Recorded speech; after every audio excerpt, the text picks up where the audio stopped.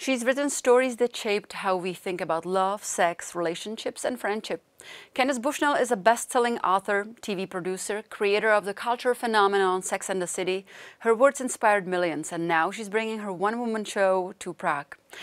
Today we get to ask questions about her iconic work and the experiences behind it. I'm Pavlína Horáková. Welcome to Epicentrum.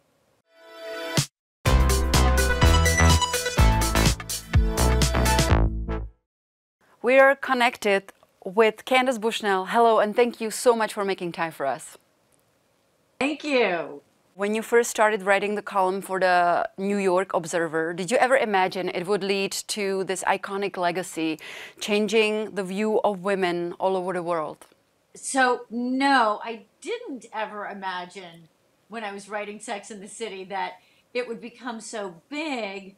But my goal ever since I was a little girl was to do something that would change the way that women think and would allow them to think about their lives in a different way. So ever since I was a little girl, I was a feminist, and I always wanted women to understand that they didn't have to be married and have children to have a meaningful life, that one could have a meaningful life through achievement and career. The show was groundbreaking in its candidness about relationships, love, and sex. Did you face any challenges of writing about such taboo topics in the 90s? Actually, no. And I think I think that now people are more and more open about their experiences. You know, I mean, now there's so much porn everywhere, and you know, it's just become more and more common for people to talk about their experiences. True, but when you created Carrie as a semi-autobiographical character for the column, you created the name Carrie, and correct me if I'm wrong, so your parents would not be aware that they were actually reading about your sex life. But with the show then becoming such an international hit, I'm wondering, how was the reaction of your close ones when they realized they are seeing on the screen actually your private and your sex life?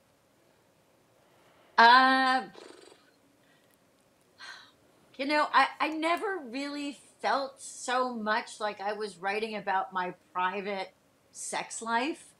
And the other thing is, you know, it's really much more about relationships, and it's really much more about power, money, status, and sex, but not so much the nuts and bolts of sex.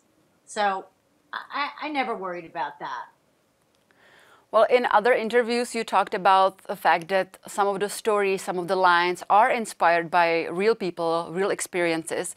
Have they ever recognized themselves in it, and was that ever a problem? What usually happens is that people would be begging me to write about them. So everywhere I would go, people would tell me stories. And, you know, people want to tell you their stories, and they want you to write about their stories.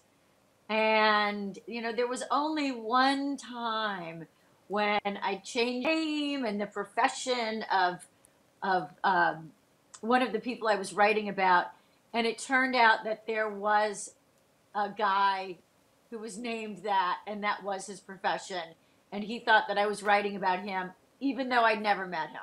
So that was, you know, one time. But other than that, no.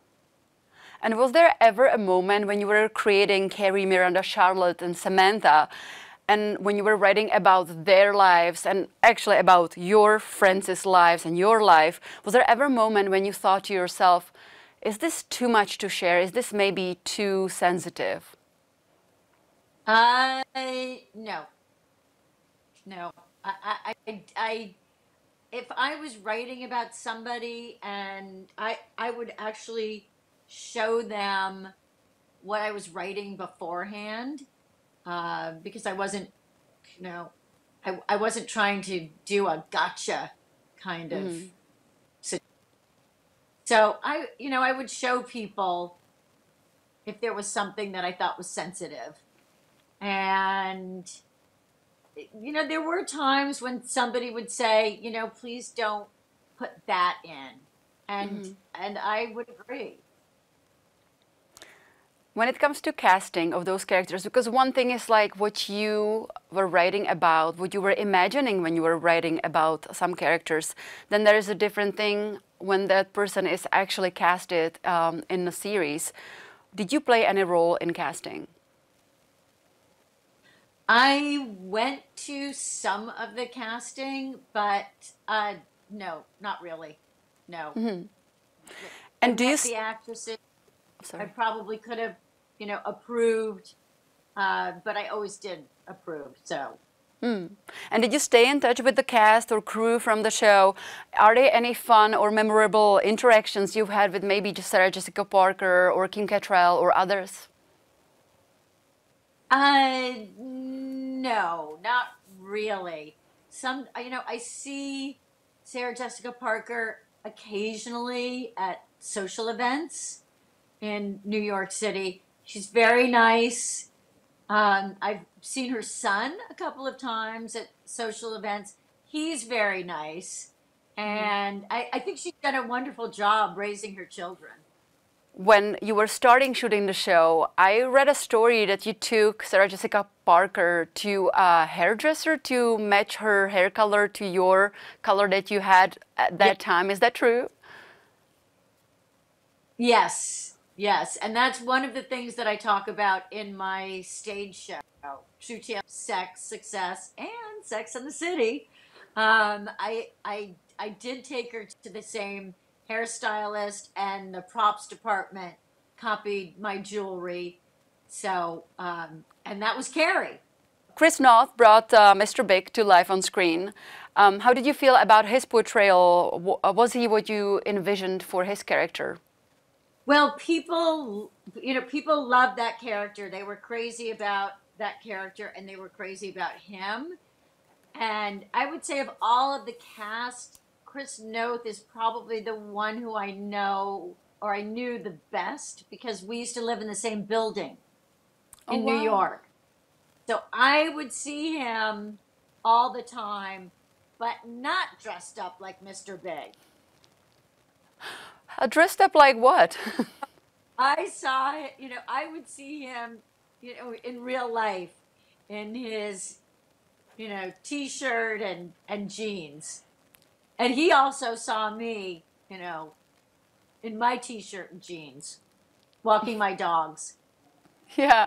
Well, Mr. Big was inspired by former Vogue and GQ publisher Ron Galati. What was your love story with him? Because I know you did not marry, in real life, you did not marry Mr. Big. Is that true? Yes, that is true. And that's another story that I talk about in my stage show.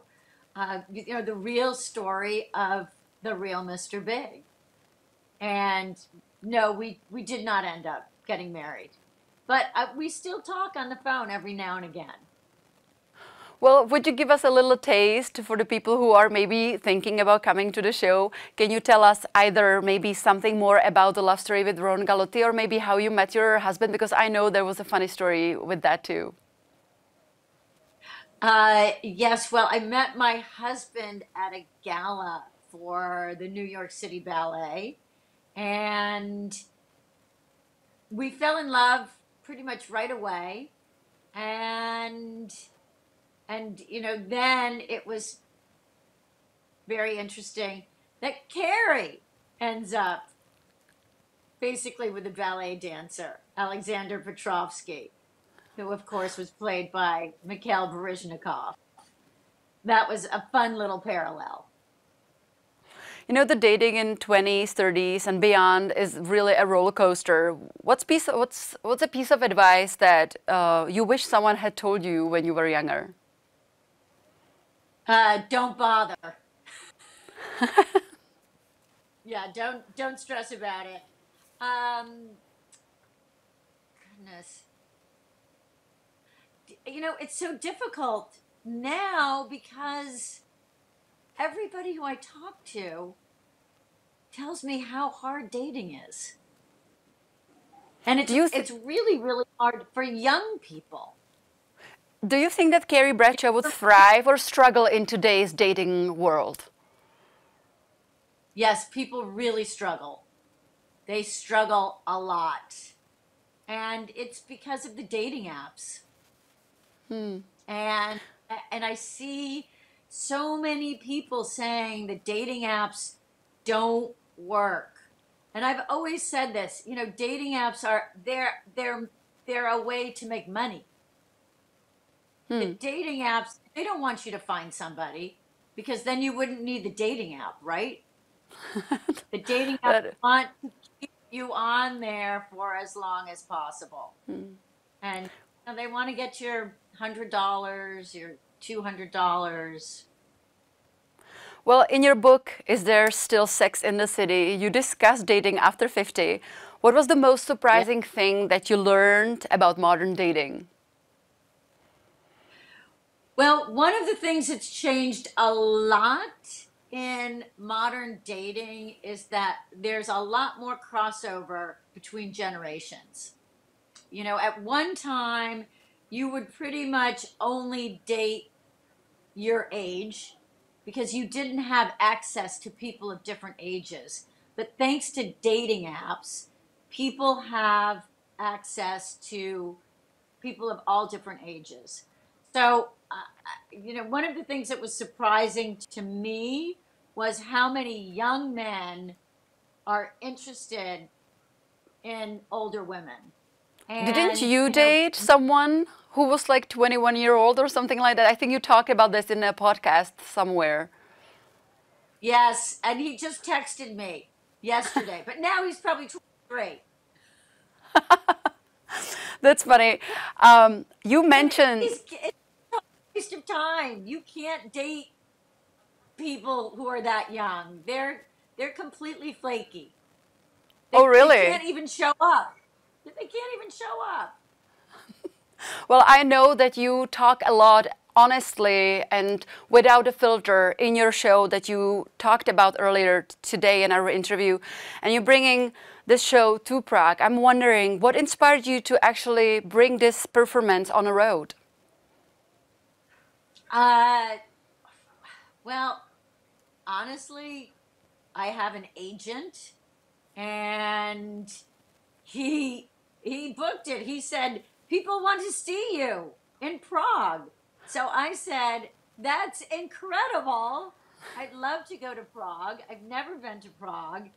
And everybody tells me that it's so beautiful and I'm going to love it. So I'm just very, very excited to come to Prague. And Are I there feel any... very lucky. Oh, we are excited to have you here. Are there any experiences or any sites or just anything that you're looking forward to try to do here?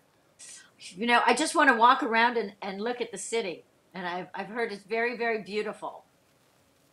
Well, in your show, you talk about, obviously, your life, sex, fashion, but also you talk about menopause or dating after divorce. Is there a topic that is actually maybe hard for you to talk about? No, not really.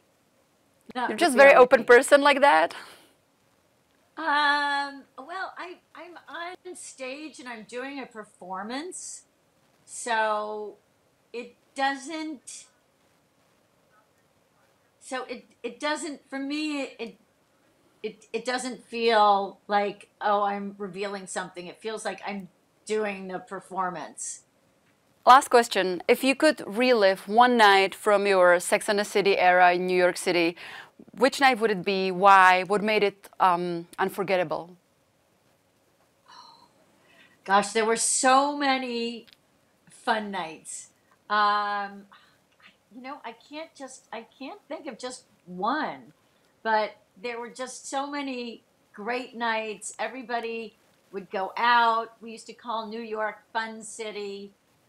And somehow it felt like you didn't need so much money. It was really about being creative, being interesting, and I mean, honestly, it was pretty much one big party. Did it change? Is that not New York anymore? No, not so much. I still think it's fun, but there was a cohesiveness to the city. Everybody knew everybody else. See. Well, thank you, Candace, for your time and your wonderful stories. It's been a pleasure to get to know you better, and I hope I'll see you here soon in Prague. Wonderful, thank you. And to our viewers, mark your calendars for March 4th, when Candace Bushnell, author and creator behind Sex and the City, brings her one-woman show to Prague. That's all for today, and we're looking forward to see you soon. Goodbye.